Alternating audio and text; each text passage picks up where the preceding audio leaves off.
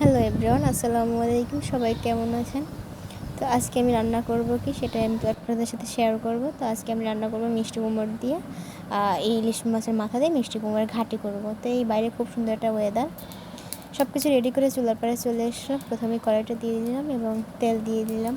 তেলের পরে জিরা দিলাম, পেঁয়াজ দিলাম, পেঁয়াজ বাটা আর কি, হলুদের গুঁড়া, মরিচের গুঁড়া, লবণ।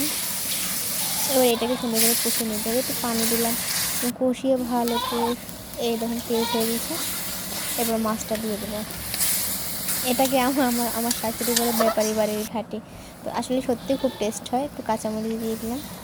আর আমার কাছে খুব ভালোই লাগে ইলিশ মাছ দিয়ে মিষ্টি কুমড়ো রান্না করা। টেস্টও হয়, খেতেও স্বাদ লাগে।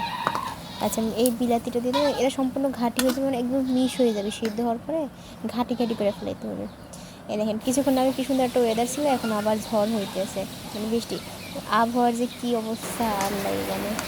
তো এই দেখেন সিদ্ধ হয়ে গেছে। এখন আমি ঘাটি করতেছি এই জিনিসটা। পানিটা শুকিয়ে গেলে রান্নাটা হয়ে যাবে, বেশিক্ষণ লাগবে না। প্রায় শেষের দিকে আস্তে আস্তে ঘাটি করতে হবে এবং প্রায় শেষের দিকে রান্না হয়েছে কমপ্লিট।